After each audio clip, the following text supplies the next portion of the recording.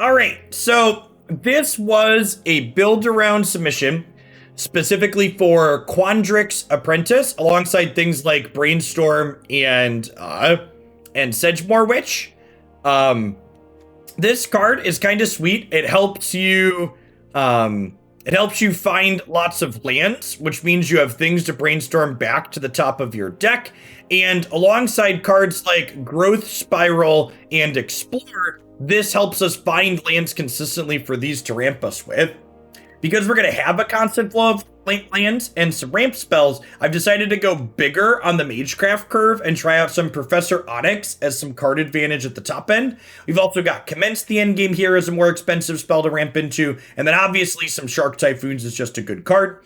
Something that's a notable omission from a Sultai deck that's ramping a little bit is, I had some people ask about Hydroid Krasis in the subs Discord, and I think Krasis is pretty terrible right now, because the primary deck that you want to grind against with a card like Hydroid Krasis is playing a bunch of copies of Narset, which kind of makes Krasis's upside be pretty mediocre. So I think things like Onyx and Endgame are better suited for bigger card advantage against something like that. You want a blue castle as opposed to black castle. I can see that. I think I'm light on black sources in the mana base, though, is the reason why we had this. I have 3, 4, 5, 6, 7, 8, 9, 10, 11, 12, 13, 14, 15, 16. Yeah, I only have 17 black sources. I guess 16's probably fine. I don't double black till. Yeah, 16's probably fine. That's a good suggestion, Bob.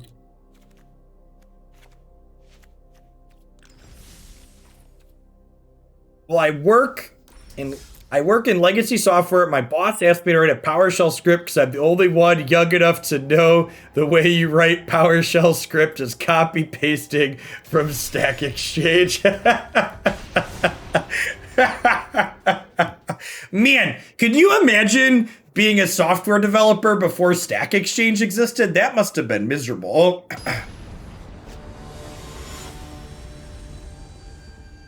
Do you do math to determine your mana base? Yeah, there's this loose article from Channel Fireball kind of goes over the number of colored sources you need of each kind to cast your spells consistently. Yeah, building mana base is heavily number based. White Killer, thanks for the 7 months. I appreciate that. Welcome back. Annexed and Arstong, thanks for the follows.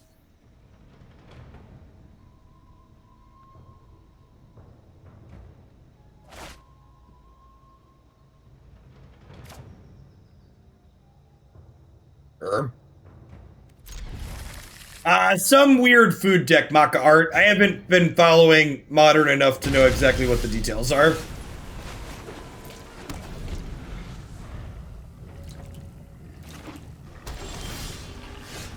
People keep asking me about a bunch of people who I feel like haven't played much Modern recently, like me, keep asking me if we could do sweet things in Modern. In chat, I'm not even sure if Modern's going to be playable. There's a good chance Modern's still just a fast, brutal format where you die to Prowess on turn 3 or turn 4 and die to Primeval type, not of Amulet. So, like, there's a good chance most of the sweet things you want to do are bad because the format's brutal and fast. Or you get Blood Mooned or other such nonsense. Like, temper your expectations. I mean, alright.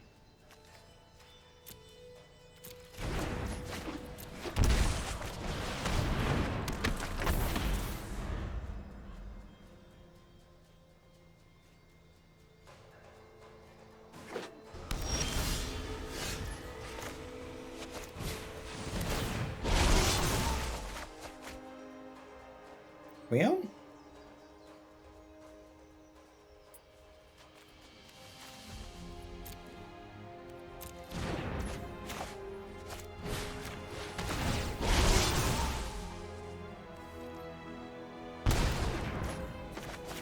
the people asking me if I should try Nizal, I have commenced the endgame for a similar effect.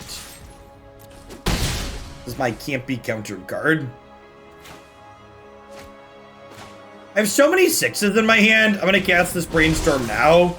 Trying to find a land, he says, before bricking. That's fine. My opponent's hand is also really bad, so, like, whatever.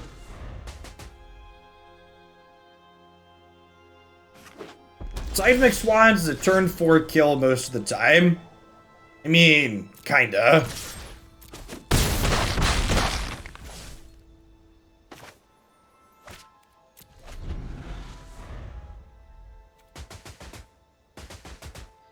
I feel like if that was the case, the deck you're describing would be competitive in Modern as opposed to, you know, what it is.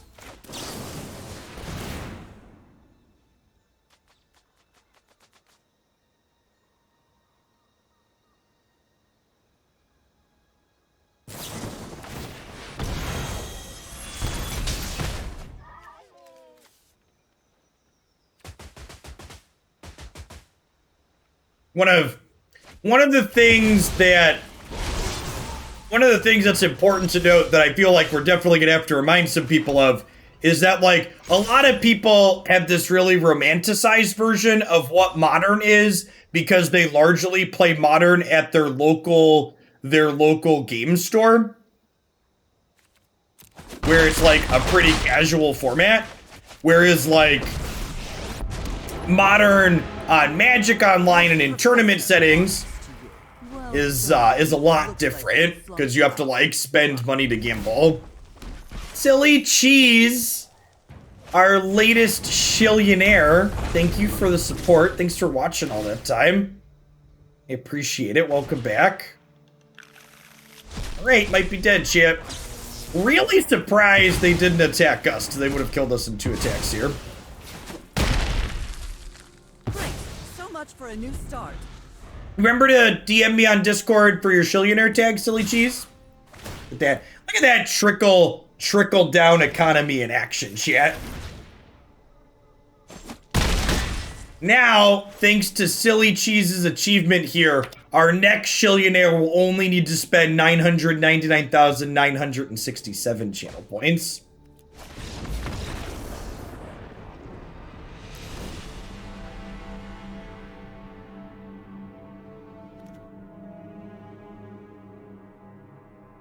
I did some of the Fox Dens, but I'm never a completionist, Durka. I think we had 4 charm slots when I finished. I did the main story, and I did all of the primary side quests, for lack of a better term. All of the named character side quests. All right, so removal spells for Big Dragon, some counter spells. Nanasuo, thanks for the 10 months. Turned 25 today. Congrats, happy birthday. I think we cut this because it's slow and sorcery speed. I think we keep this because it's a decent instant speed threat. Yeah, definitely, Cheese.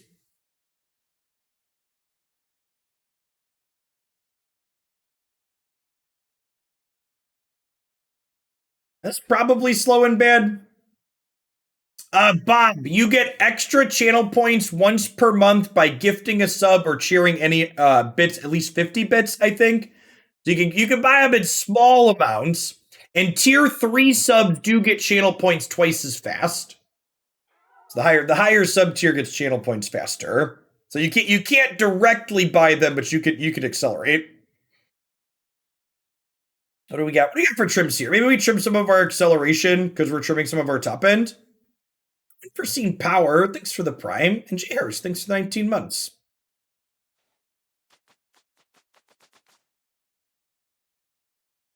Do I want this Duress too? I have so many cards here. Maybe I'm just supposed to trim my cantrips. Maybe we just like give up all the ramp. So let's try that.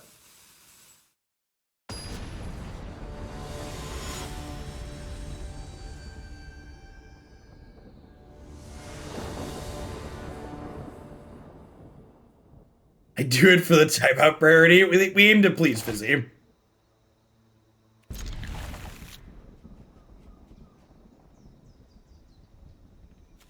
So I don't raid people when I sign off. I just host other channels.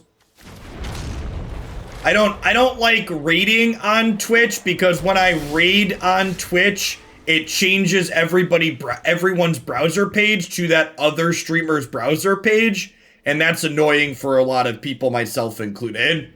Because for example, I always keep my Twitch chat open on my desktop here, and if I were to do a raid, I'd have to manually change this URL back here, chat, so I don't do it for selfish reasons, because I don't want people to have to manually go back to my page. I like hosting people, but man, their hand is good.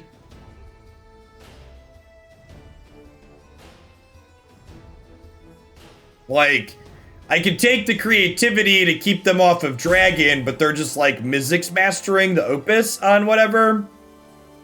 And if I take the mastery, then they're gonna get to creativity the Opus. I think I take the mastery because I have a little bit more time.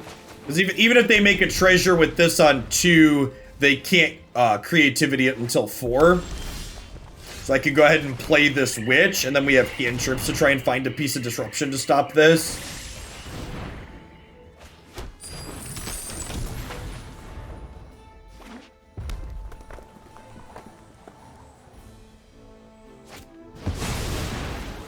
Yeah, exactly that, Mask. You're not the only one that just like passively leaves my browser tab open, I know.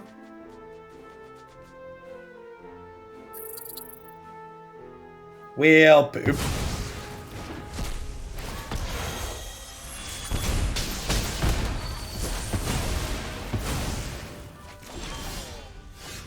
Probably dead.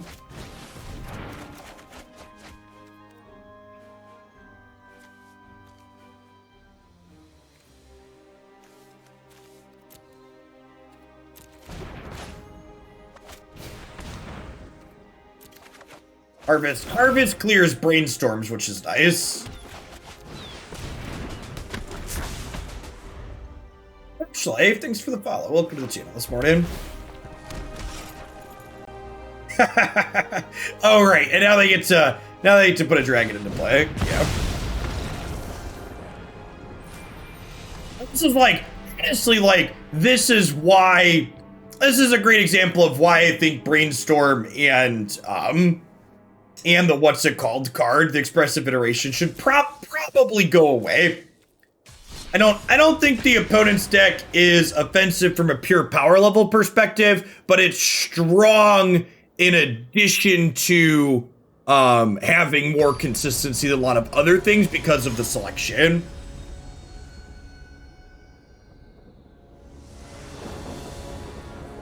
I don't think any of the decks that currently play Brainstorm and Expressive Iteration become unplayable when you get rid of those cards. They just lose a bit of power level.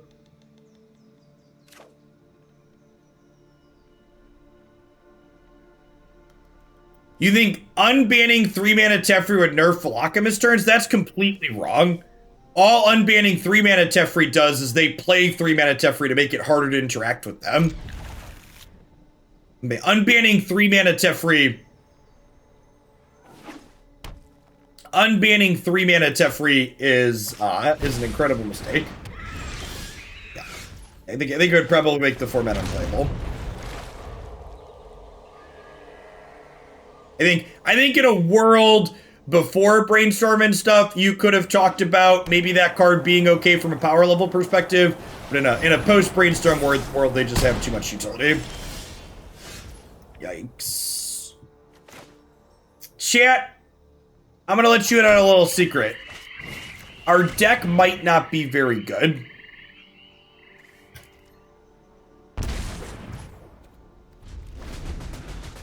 There is a small chance that our deck is not very good.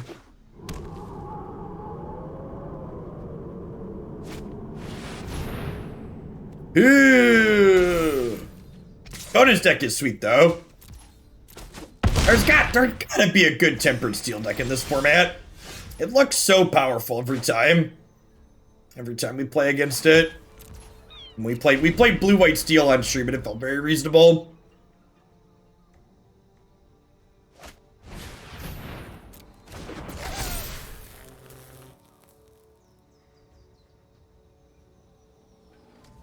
We're just super in here.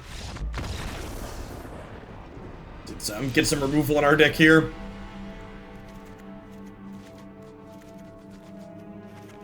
discard spells out. Get these Commence the Endgames out. Trim a piece of ramp.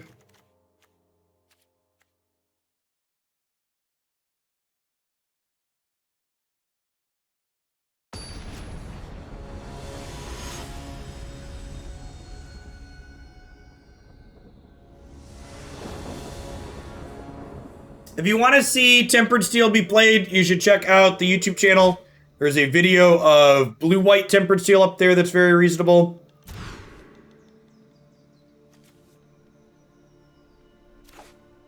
Oh, it's Shillionaire Day, Dig. Congrats and welcome. Look at that trickle down in action, chat. We mentioned we made it easier, and immediately there was another Shillionaire.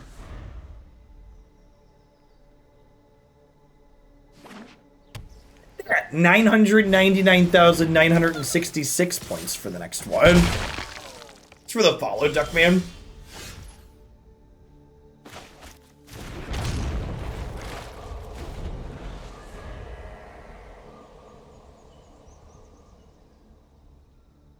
Also, you want to talk about, this is potentially a little bit of a way off, obviously, depending on what things look like.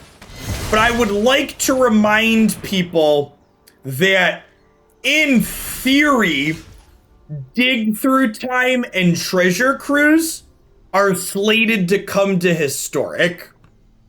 So, like, even if you, like, warp the metrics around and talk about you think Brainstorm and Iteration aren't a problem now, like, we're not slated to get fetch lands, but, like, Treasure Cruise and Dig Through Time are both Pioneer legal.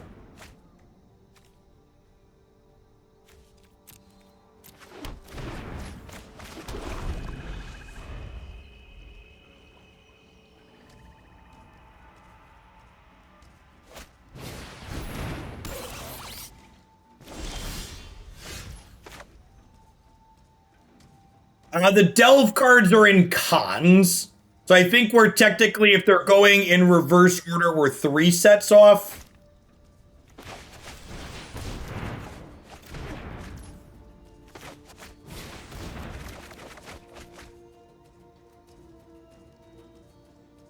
I think Delve cards should be banned on release in Historic. I agree with that.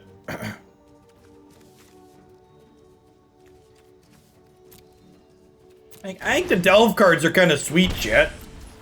I hope they stay legal.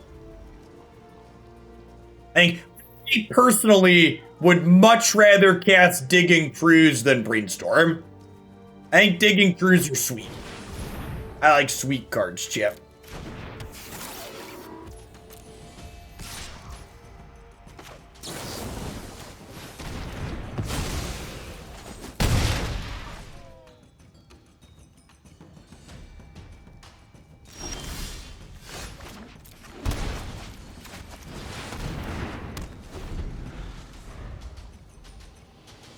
How close are we in terms of getting all of Pioneer on Arena? So, how close are we to getting Pioneer depends on how you look at that question. And what I mean by that is, in terms of the number of cards, that are playable in Pioneer that don't exist on Arena is a pretty small number. Like, there's probably, if you look at the average Pioneer tournament top 8 or top 32, there's probably less than 100 cards that do well in Pioneer that aren't currently on Arena. That being said, the entirety of the format, we're missing a lot of sets. I think we've died, chat.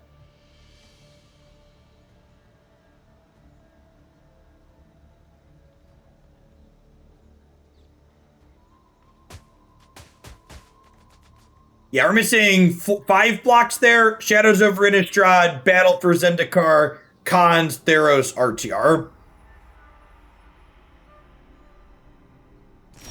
Yeah, exactly what Quasi said there. How close are we to getting every meta card versus every Pioneer legal card? It's two very different questions. New life, new opportunities.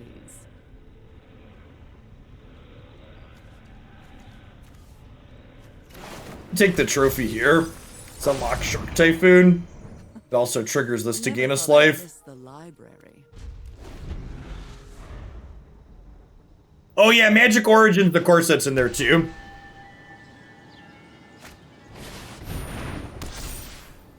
So far, our deck has been very bad, Lampton.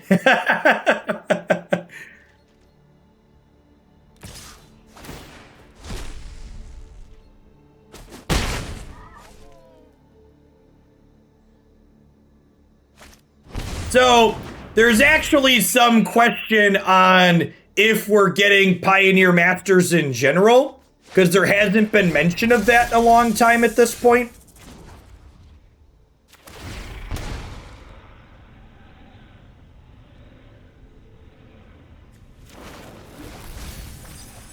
Okay, so I'm gonna open with Trophy and get my Shark Typhoon. So what I think there is a real chance that Wizards didn't expect the remaster sets to be successful. And I think when they saw the success, that their remaster sets had, they wanted to do more of them, would basically be my expectation. Yeah, the dice game I talked about on Acacia is called Dice Throne. It's very good.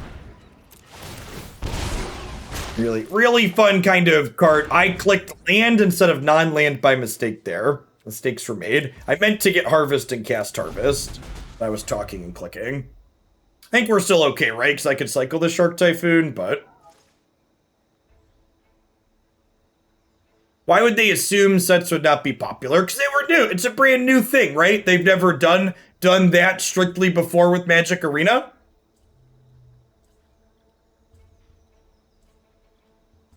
And I think that it ended up going over well, and they probably want to do more remasters now, I would bet.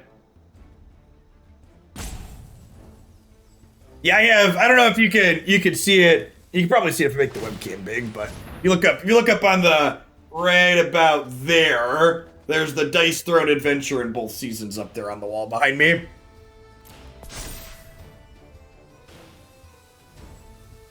So it asked about co-op stuff. Now, I'm not really big on co-op board games.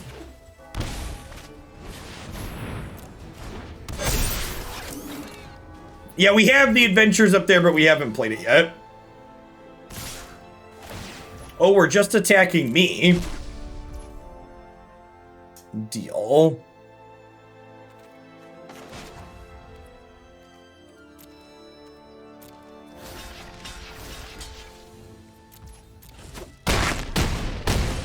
Oh, greedy is it?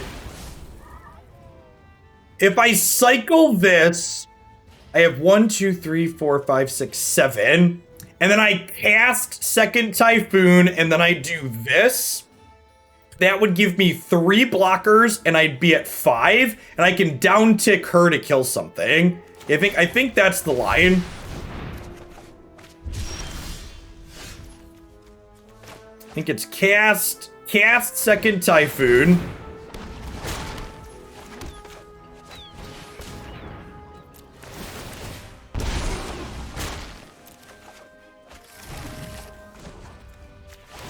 You sack a thing. Onyx has felt super powerful when she got going here. Yeah, it looks like we've stabilized here. You'll learn the power of death.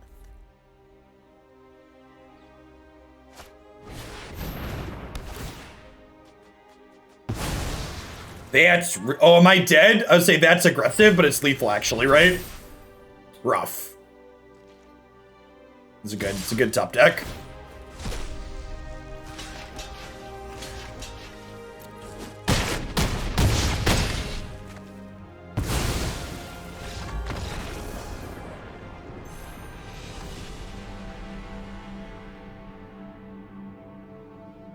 Yeah, the opponent only had 5. I mean, they had a utility land too, right? Which is part of the power of their deck. Yeah, I think if we got to untap there, we would have been more than fine. Professor Onyx would have found this other card to trigger the Shark Typhoons. Would have snowballed off. Well, to be fair, Baracoli, basically every historic anthology, other than the most recent one, was kind of a spew. Let me put it to you bluntly. If you're someone that has a hard time crafting historic anthologies because you're not a massive whale, you probably wouldn't have been a good idea for you to buy them anyways, because the previous anthologies were only really good value if you were a completionist getting everything, because they're mostly bad cards.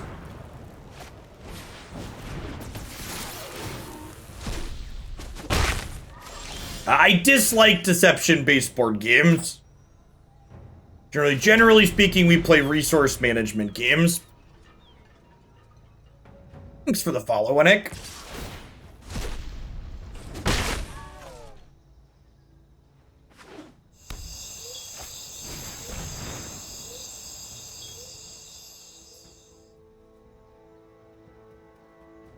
They Death Shadow. Maybe they could just be a burn deck too.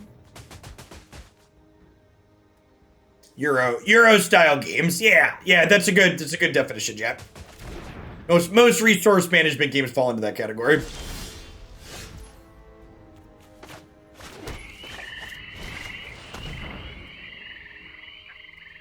Oh, they did damage themselves on purpose. Yeah, that's a good observation. They are Shadow. Right, well, never not Culligan's command.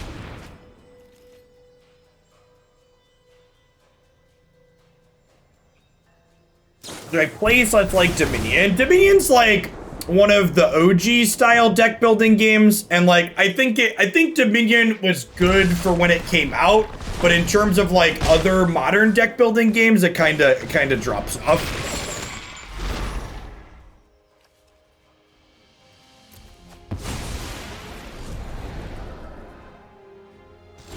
All of Dominion technically exists on the shelf behind me, but like if someone asked me today, Jeff, what's a recommended? Yeah, Clank's probably the best deck building game out there, I think, at this point.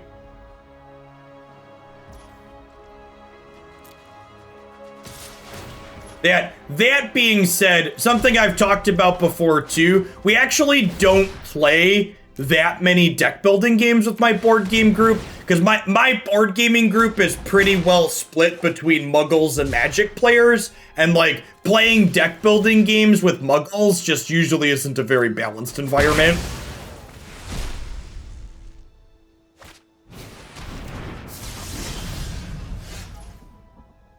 I think we've died, chat.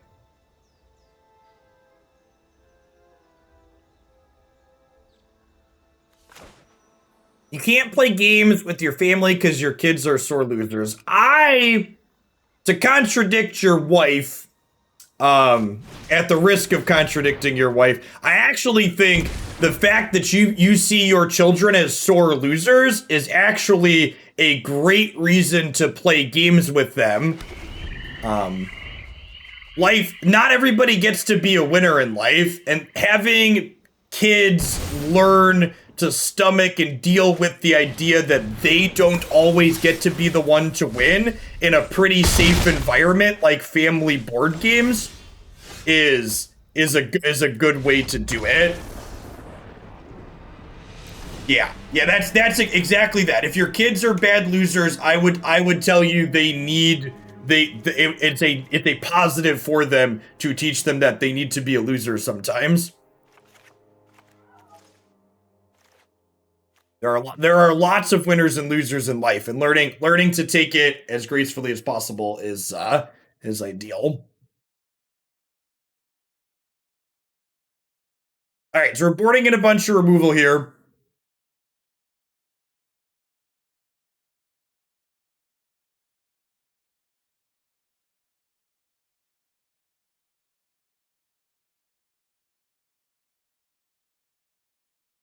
Yeah, and honestly, there's value in teaching them to be good winners too. That's something I often have to repeat to both of my kids. In fact, my kids both have opposite problems mostly. Jacob's a pretty rough loser, and Declan is often a sore winner.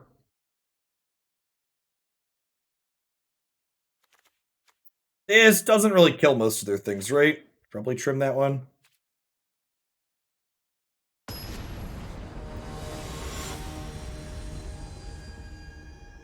Yeah, gloating, Alistair Stone. Dusty Morrow, thanks for the follow. This has been Jeff's parenting tips of the morning. One blue source, please. For people that are new to the channel, like Gunsmith, my oldest is 7 and my youngest is 6, and then we also have a 1-year-old. But we've been playing board games pretty consistently with the boys since since Declan was probably 4 years old at this point.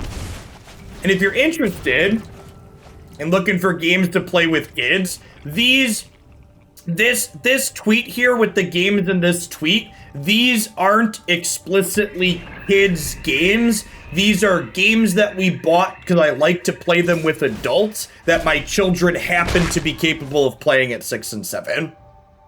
They're games that are more, my kids aren't quite apt readers yet, so these are mostly numbers-based games or things that they can do without having to read full sentences themselves just yet.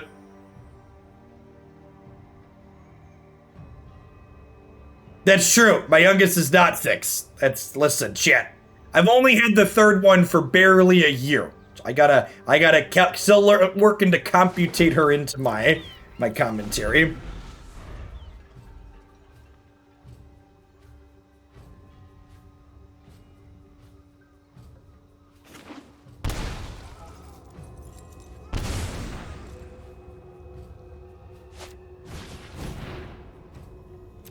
Hey, Soren. Thanks for the 21 months. I appreciate that. Welcome back.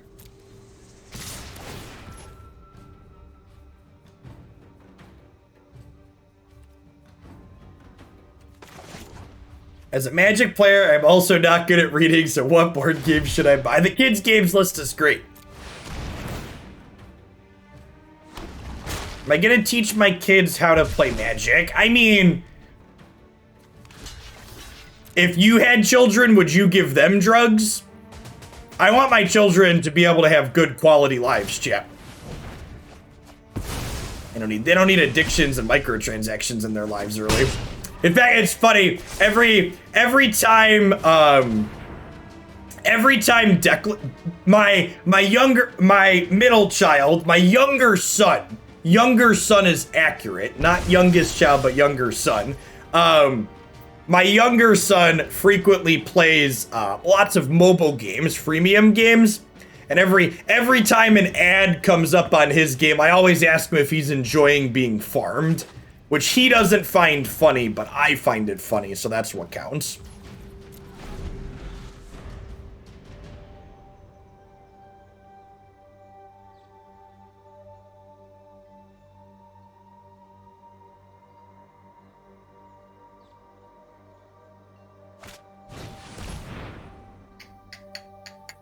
Yeah, I think we're dead, huh? This is definitely a matchup where Flunk is much worse than other removal spells, huh?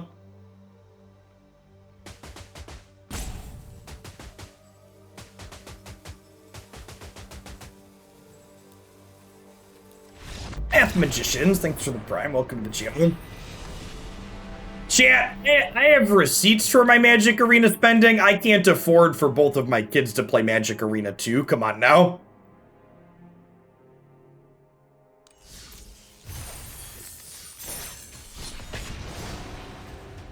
Really had anxiety about becoming a father. Christy and I very intentionally had all 3 of the children that we had. There weren't any surprises there.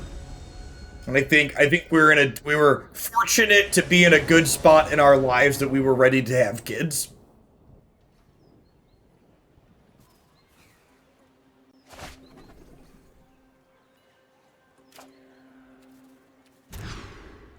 Just let them use my account I would never let my children use my account, chat. That's against the terms of service. You trying to get my account banned?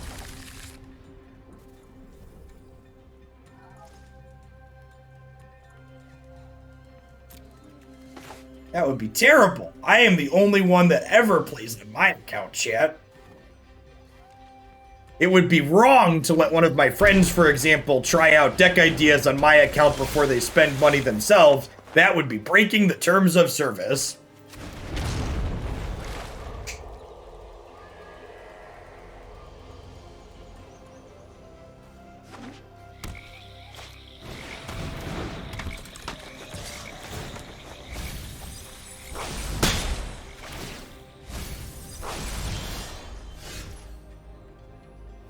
Oddly specific. I just, I can't help it.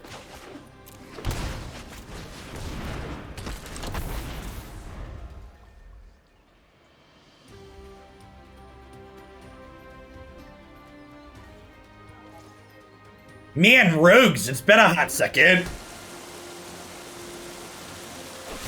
This matchup's probably not good for my clunky control deck, chat.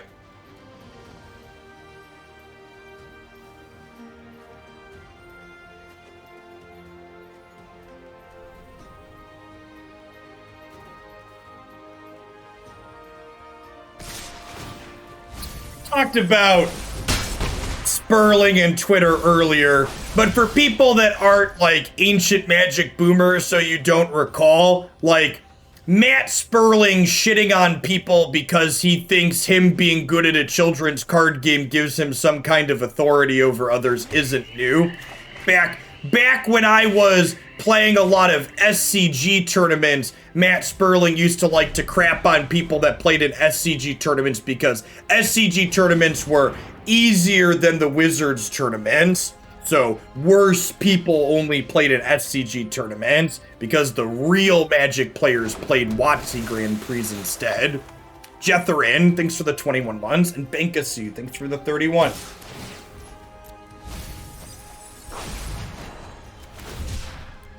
So, who is Matt Sperling? He's never heard of him. Yeah, Matt Sperling is a member of the now defunct MPL, and the fact that you haven't heard of him is probably part of the reason why it's now defunct.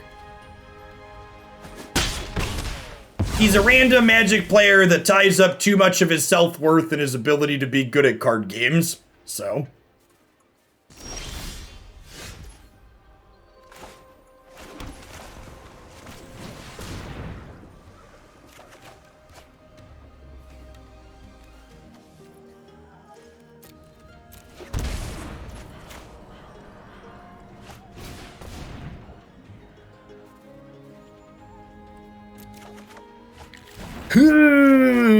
Thoughtseizes, chat.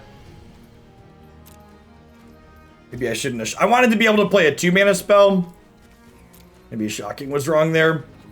I guess they have one card in hand.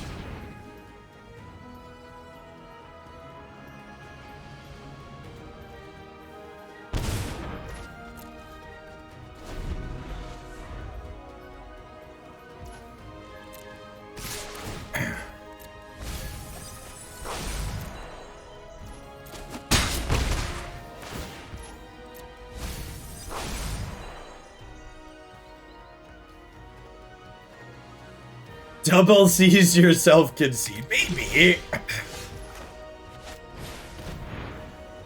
Oh, I could clear my Brainstorm with their mill. It's a good thought. And it doesn't matter. We're dead.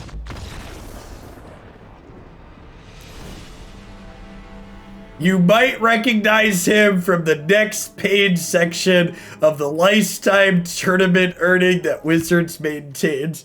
Oh, God, Andrew. Why would you murder the man like that? What did he? I would ask what he did, but we all knew. We all know what he did. That's such a great way to put it too.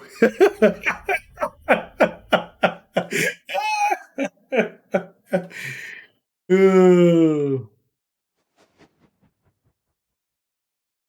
Yeah, I mean, Sperling. Oh, I guess we don't actually know how much money Sperling makes. Like, just because you're a lawyer doesn't mean you're wealthy.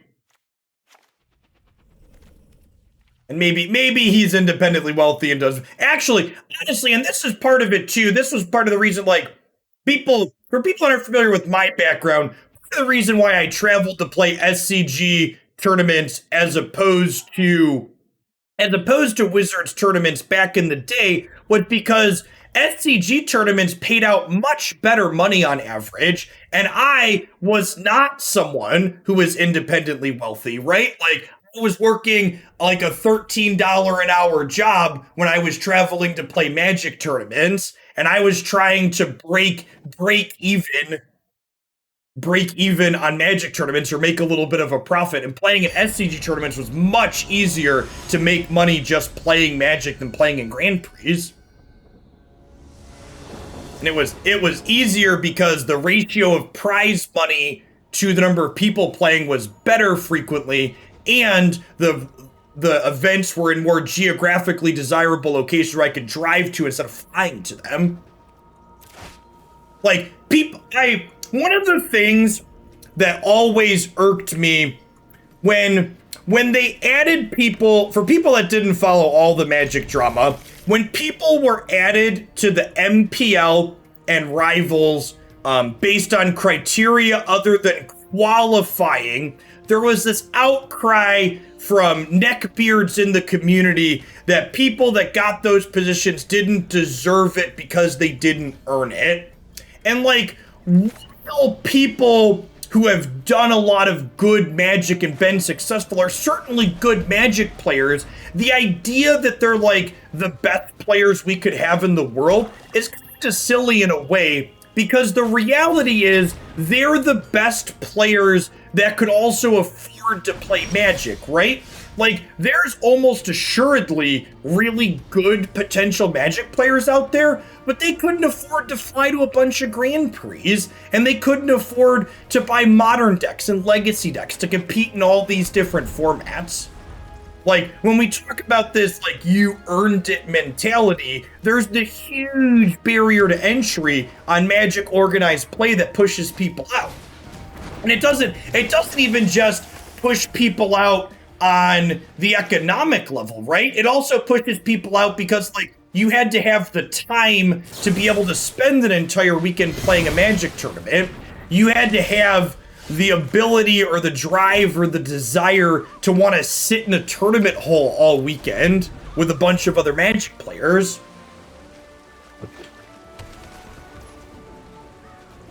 What's up, dude? Oh, you gotta turn the sound down. You can't have the sound down when you come in here because Daddy could get in trouble. What do you need help with?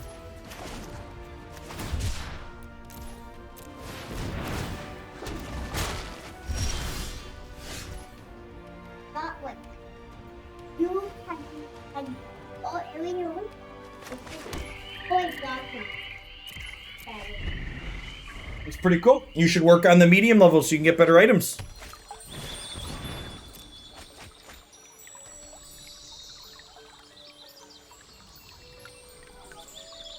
You can show me after I've been working today. I'll take a look at them all, okay? We can look at your best items.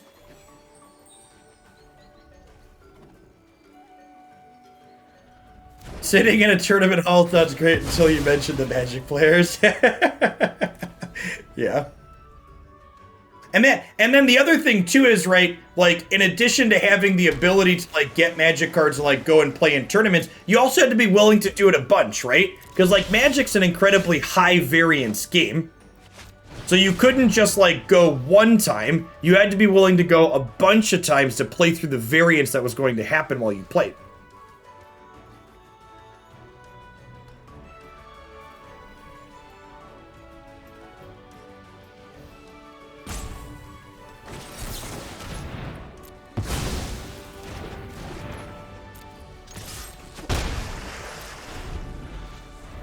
Quandrix Apprentice is incapable of swimming, chat.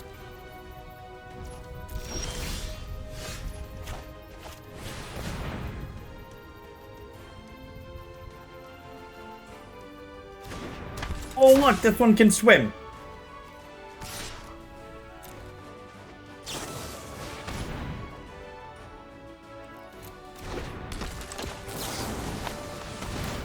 Did Soaring Thought Thief pass the test? did. It did, in fact, pass the test, chat. Would love a Hinterland Harbor.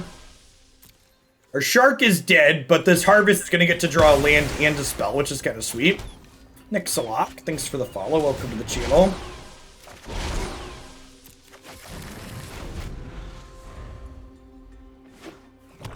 This card also clears Brainstorm for us, which is sweet.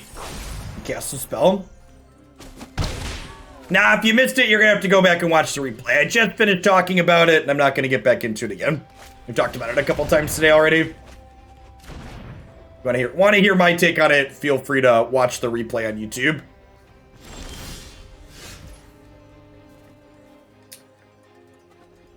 How many lands is too many lands, chat?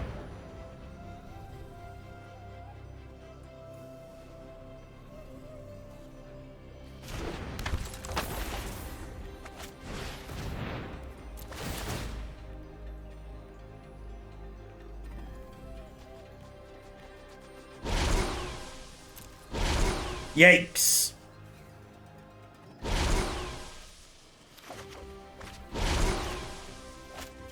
Oh, right. I still get to Brainstorm, too. Nice. Nice.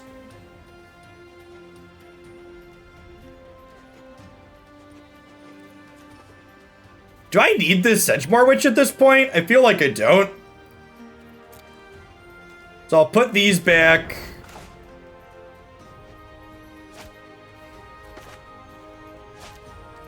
I think we'll... Let's start by attacking, because if they flash in another Thought Thief, I want to trophy it.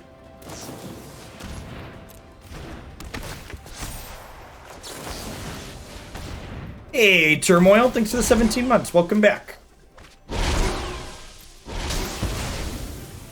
Well, I guess they could still play a Thought Thief here now, right? Because I'm giving them a land. Well, yikes.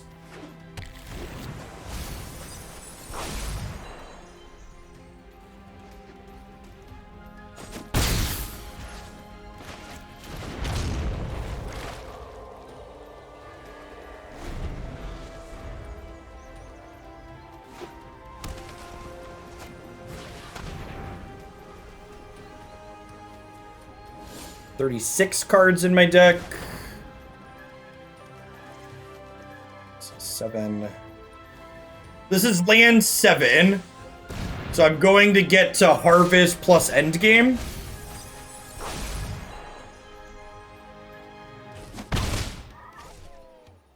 After we finish with this deck, we're going to try some red-white Dorian.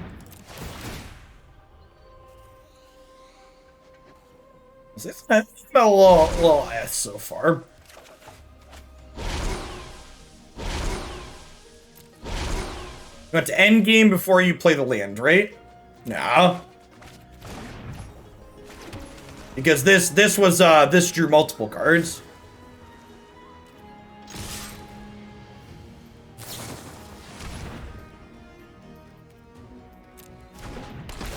This'll to comment on Magic, someone said they got sick of Sperling years ago. This will come as a shock to many of you that I'm sure.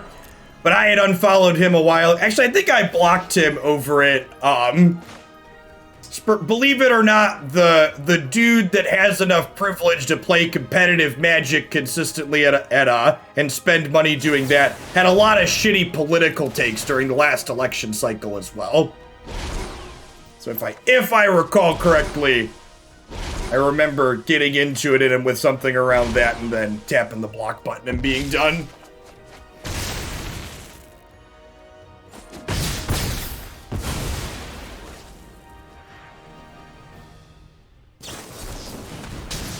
Yeah, I think it was probably both. I don't remember the specifics, but both sidesism sounds about right.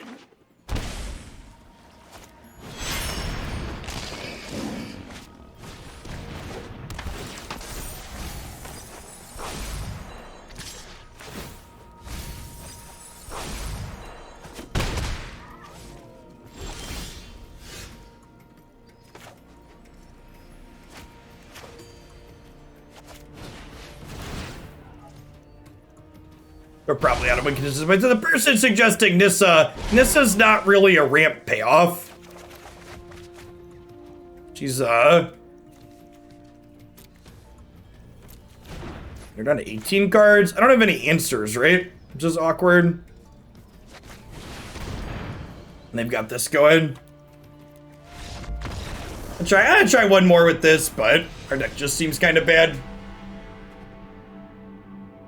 Yeah, Nissa's like an additional piece of ramp. She helps you ramp into even bigger things.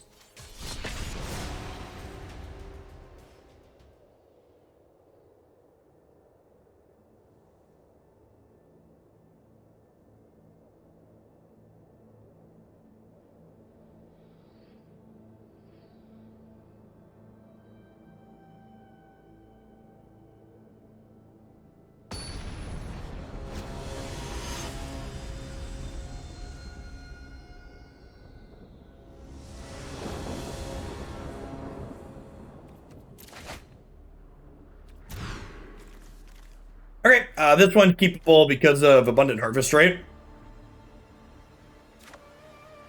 Yeah, I mean, she's definitely a pseudo payoff too. I just think most decks that play Nissa as their top end are kind of underserving themselves, right? Like, she's a fine thing to ramp into, but ideally your deck should be constructed in a way to leverage something past her as well, if that makes sense.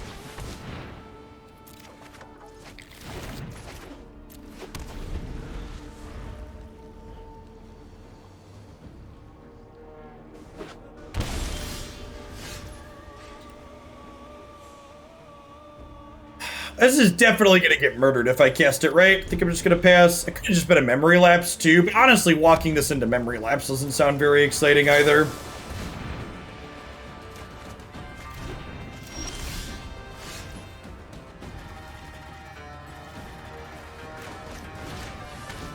This is going to get lapsed, and then we're going to get combo killed next turn.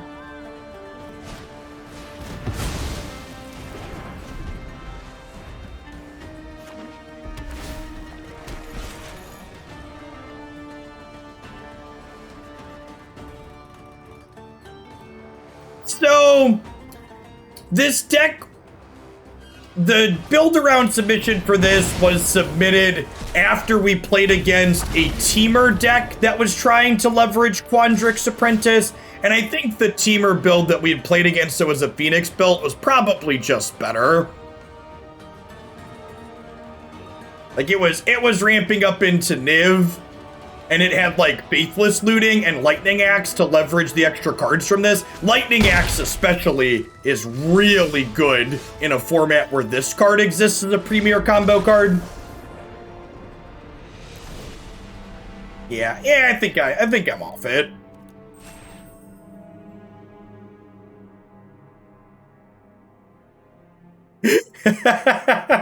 That's I haven't heard that unironically yet, Todd, but we could never ban Brainstorm here because it's legal in Legacy and Legacy is healthy. That's definitely a take I could see someone. At any rate, yeah, I think my takeaway here to have a wrap up at the very end is the teamer deck that we had played against, I think it was just better at leveraging this card. Basically, if you don't have something like Faithless Looting or Lightning Axe to turn the lands into reasonable resources and other cards that Quandrix Apprentice is grabbing, you have to be ramping up into these other cards, and like, they're just kind of clunky and not good enough in this format. This format's like not as brutal as something like Modern or Legacy, but you still don't have a lot of time. You still don't have a lot of time to like dick around in this format. Like, the Velocimist deck is getting you on turn 4 somewhat consistently, like, and this deck's key turns are just too slow. And the other part is too, like, you think back to these games that we played, you know, these are not interactive cards, right? Like, these effects, setting up for these, trying to ramp to these, is just too slow of a game plan, and our payoff is just too low for what Historic is looking to do as a format. Collective Brutality, please. So I actually don't think Collective Brutality would be playable in the current Historic format. If you think about what Collective Brutality does as a Magic card, there aren't a lot of creatures that have 2 toughness that you kill. The control decks and the combo decks are frequently playing non-instant sorcery payoffs like Teferi Hero of Dominaria, and the aggro decks kill you by miles, not inches, with cards like Embercleave. So the small edge of gaining a little bit of life isn't very good there. Like a traditional burn style deck, like Brutality is really good against in Modern, for example, doesn't really exist as a playable deck in Historic currently. All right.